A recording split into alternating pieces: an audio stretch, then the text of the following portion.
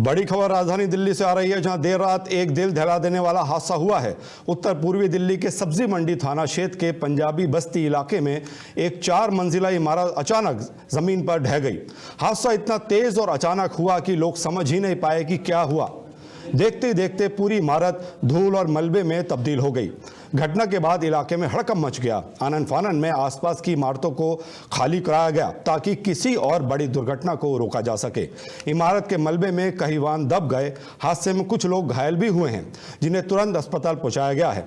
Fire brigade और बचाव दल ने समय रहते पास की इमारत में फंसे 14 लोगों को सुरक्षित बाहर निकाला है। इस वक्त मौके पर एनडीआरएफ, पुलिस और फायर ब्रिगेड की टीम लगातार राहत और बचाव कार्य में जुटी है। मलबा हटाने का काम तेजी से जारी है ताकि यह सुनिश्चित किया जा सके कि कहीं कोई और व्यक्ति अंदर फंसा ना रह गया हो। दिल्ली में इमारत गिरने की घटनाएं कोई नई नहीं हैं, लेकिन इस हादसे ने एक बार फिर राजधानी की बिल्डिंग, सेफ्टी और इमारतों की जर्जर हालत पर सवाल खड़े कर दिए हैं। फिलहाल सबसे बड़ी चुनौती मलबे को पूरी तरीके से हटाकर अंदर फंसे लोगों और वाहनों को सुरक्षित बाहर निकालने की है। प्रशासन का दावा है कि बचाव कार्य तेजी से आगे बढ़ाया जा रहा है और मौके की हर गतिविधि पर नजर रखी जा रही है। इस मुद्दे पर हमारे पास ज़्यादा बातचीत करने के लिए हैं हमारे संवाददाता हिमांशु। हम जानना चाहेंगे क्या लेटेस्ट अपडेट है।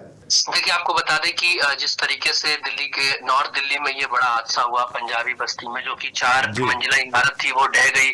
और इसमें अब बड़ी जानकारी ये मिल रही है कि अभी 14 लोगों को रेस्क्यू कर लिया गया, यानी कि जो लोग उसमें फंसे हुए थे उन सभी को सही सलामत सुरक्षित तरीके से उन्हें बाहर निकाल लिया गया है। और क्या अभी भी जो है मलबा जो है वहां पे पड़ा हुआ है, उसको हटाने का प्रयास किया जा रहा है, उसको वहां से हटाया जाएगा, क्योंकि 4 मंजिला इमारत थी तो जाहिर सी बात है मलबा बहुत ज्यादा बड़ी संख्या में, तो उसको हटाने में थोड़ा समय जरूर लगेगा। लेकिन राहत वाली बात यह कि इसमें किसी कोई जान माल की नुकसान नहीं हुआ है, लेकिन कुछ लोगों को थोड़ी बहुत हल्की फुल्की चोट जरूर आई है, लेकिन सभी लोग सुरक्षित है। लेकिन सबसे बड़ी बात यह कि ये जो इमारत थी ये काफी पुरानी इमारत थी और बताया जा रहा है कि एमसीडी ने पहले ही इस इमारत को खतरनाक घोषित कर रखा था।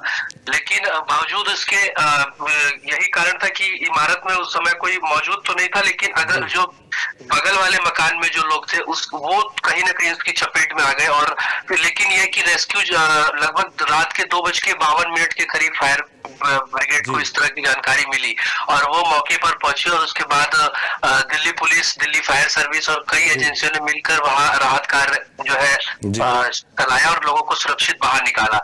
लेकिन जो स्थानीय लोगों ने ये भी जानकारी दी है कि मकान मालिक को 2 महीने पहले ही ये बोल दिया गया था कि बिल्डिंग को खाली कर दो, लेकिन इन लोगों ने ये बात नहीं मानी।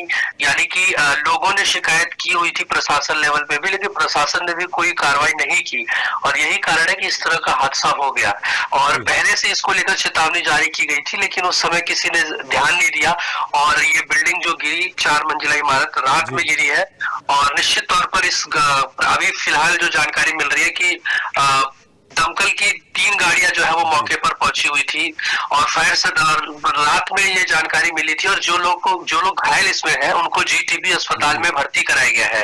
और आपको बता दें कि प्रारंभिक जांच के अनुसार विस्फोट जो है पिज्जा हट के ग्राउंड फ्लोर पर स्थित एसी के कंप्रेसर में हुआ और कई ऐसी जानकारी इसमें अभी पता चल रही है। और जो स्थानीय पुलिस है वो इस पूरे मामले की जांच कर रही है और हादसे के सटीक कारणों का पता लगाने के लिए अभी भी तफ्तीश जारी है। ये पता किया जा रहा है कि जो बिल्डिंग गिरी है उसके पीछे का मेन कारण क्या हो सकता है, क्योंकि इमारत जो है वो काफी पुरानी जरूर थी, जर्जर हो चुकी थी और इसको लेकर पहले से एमसीडी ने अलर्ट जारी किया था। बावजूद इसके लोगों ने ध्यान नहीं दिया, जिसकी ये बिल्डिंग थी उसने इसको नजरअंदाज किया और यही कारण है कि इस तरह का हादसा जो है ये दिल्ली में देखने को मिला है। जी हिमांशु, अक्सर दिल्ली में ऐसी घटनाएं होती है, इमारत गिर जाती है, इसके बावजूद भी जो प्रशासन है और लोग की लापरवाही इतनी ज़्यादा रहती है, उनको हिदायत देने के बावजूद भी वो बिल्डिंग खाली नहीं करते हैं।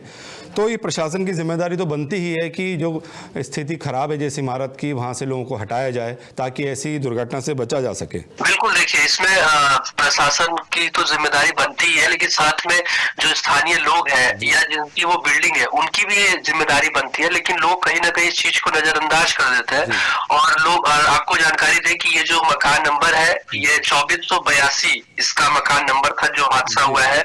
और पहले ही इसको लेकर जैसे मैंने आपको बताया आशंका जताई गई थी हादसे की, लेकिन किसी ने इसको गंभीरता से नहीं लिया। यही कारण है कि इस तरह की घटना हुई। करीब रात के 3 बजे ये पूरी इमारत गिर गई और आसपास जो है आप खुद अंदाजा लगा सकते हैं कि जब 4 मंजिला इमारत गिरेगी तो आसपास क्या माहौल रहेगा, अफरा तफरी माहौल मच गया। और लेकिन यह है कि जो स्थानीय व्यक्ति ने बताया कि जैसे ही इमारत गिरी तो मैंने हल्ला मचाया, जिसके बाद सभी लोग बाहर निकले, लेकिन तब तक घर गिर चुका था। इसमें एक स्थानीय आदमी ने बताया कि उसकी दादी को भी हल्की खरोच आई है। तो ये एक बड़ा सवाल है कि इस तरह की घटना आगे ना हो। इसके लिए प्रशासन अब क्या कुछ बड़ा कदम उठाती है, ये देखना होगा कि इस घटना से क्या सबक लेती है और भविष्य में ऐसी घटनाएं ना हो उसको लेकर किस तरीके से आगे काम किया जाएगा, ये एक अपने आप में देखने वाली बात होगी। जी बहुत धन्यवाद हिमांशु इस अपडेट के लिए। तो गिरी है लेकिन इसमें कहीं ना कहीं जिम्मेदारी प्रशासन की भी बनती है और जनता भी लापरवाही दिखाती है, क्योंकि उनको नोटिस जारी किया गया था बिल्डिंग खाली करने का, इसके बावजूद वहाँ रह रहे थे लोग। और सावधानी बरतनी चाहिए लोगों को भी, प्रशासन को भी।